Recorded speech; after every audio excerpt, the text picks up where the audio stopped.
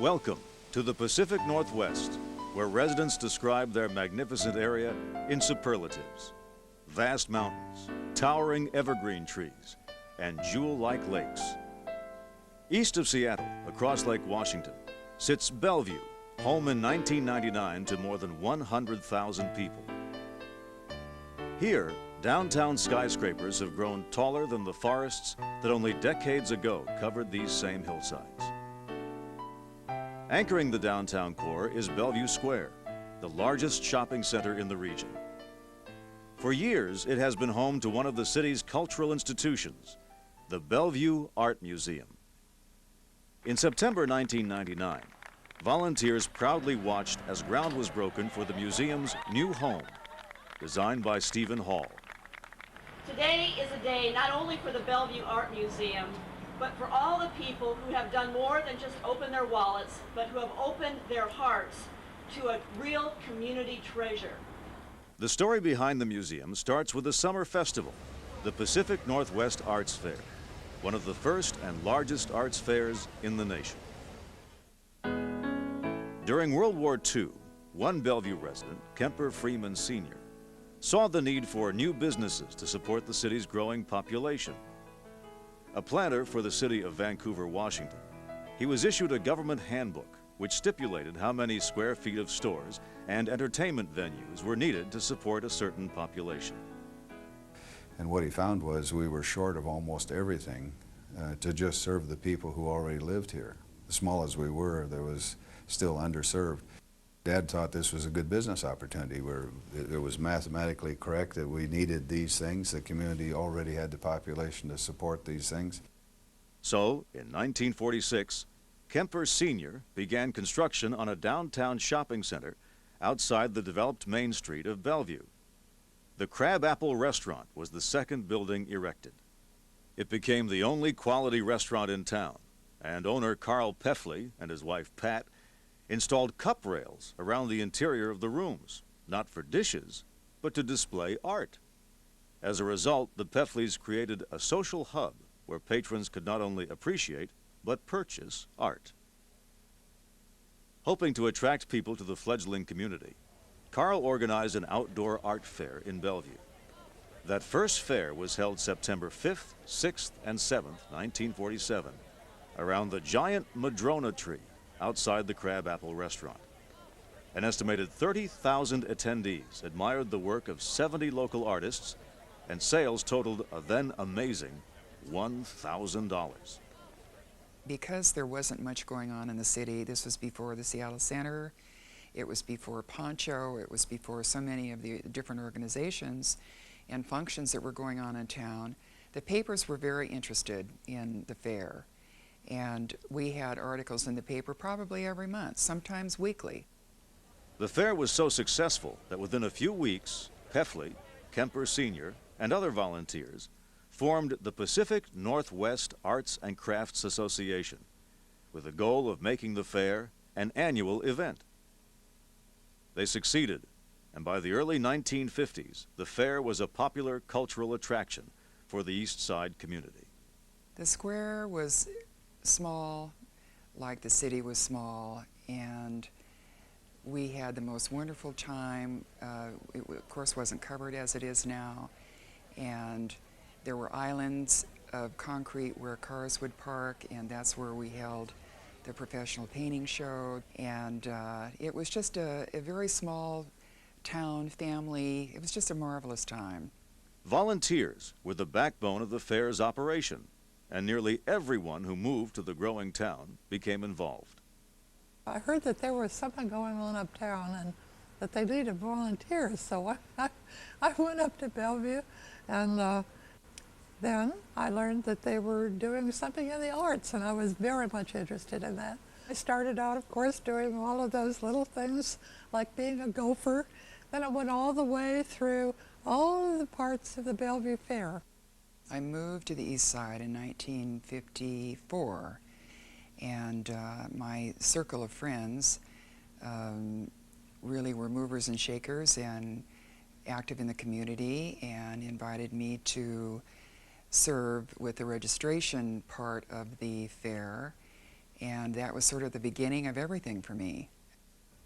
And my kids were there painting easels and painting sculpture stands. Husbands would do heavy work, build craft booths, and the women did heavy work as well, in addition to planning, organizing, and children were involved. I enlisted my children.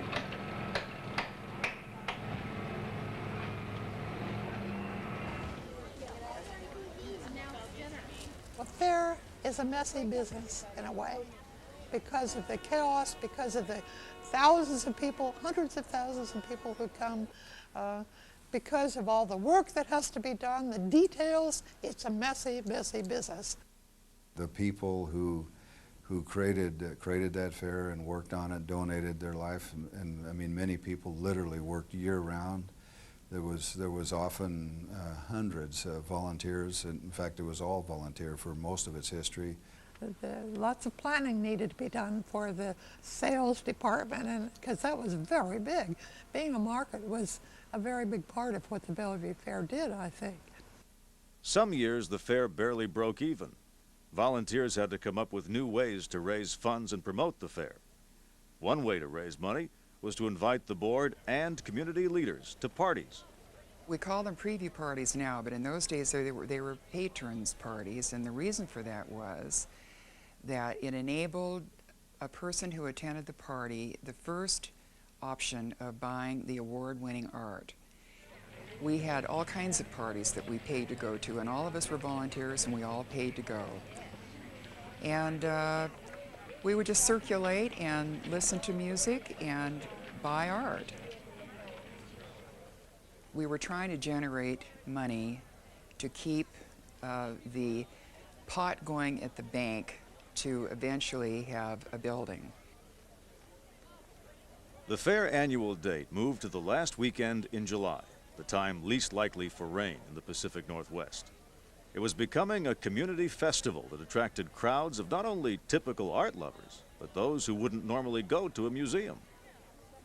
Well, one of the effects I felt from that early work at the fair is that it gave many people the opportunity to look at art not as something sort of that they wouldn't go to a museum to see. They were just having fun, and the sun usually shone. It was beautiful, and the children were there, and it gave people a whole different feel of art. Our philosophy was that we're an outdoor fair, and we're there to show the public who maybe never goes into a gallery or never goes into a museum, to see what the professional artists are doing. It brings an attention and a focus to the arts in the community. And whether it's just buying a small piece or viewing a large painting, it makes it accessible to the public. The fair tried to provide ways for the public to become directly involved in art. At Children's Corner, kids were given the opportunity to make their own art. It was held in a lovely grassy area with apple trees, and children would participate for 3 days in various media. They would paint, make collage, and work with clay. At Artist in Action, fairgoers were given a chance to view the actual creation of pieces by artists, many of whom were regionally renowned. So it's a very good place to be for action, where people would come in and they would engage to buy a certain painting being executed right before them. This is when the public had the opportunity to see the artist create, and depending upon the ease or difficulty, they learned to appreciate, and they certainly enjoyed. At a time when there were few art venues in the Northwest, the fair gave artists a valuable chance to gain exposure and to sell their work. We were very limited, if we were in the art field, to have a show. And so we were delighted, many of us, to have another opportunity, to put our work out there. And in the 50s, to as a woman, number one, as a woman to have a chance to show, because it was difficult. And also to, when people really appreciated it and bought them, that was fabulous. Or you can think about it and come back. We'll still work these out for you.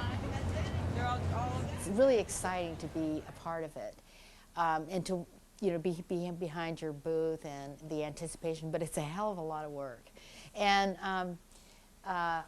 then I look at a lot of the people that are submitting work, and I go, I remember those times when I was sitting behind that booth, and by the end of the evening, you're exhausted, you're totally tired, and 3 days worth. But it's also exciting, So it's kind of a give and take, and you're constantly sitting at your booth anticipating, who's going to buy that next sale. Not everybody bought a painting, but we were so elated when 2 or 3 of them bought one, then that was enough to justify our being there.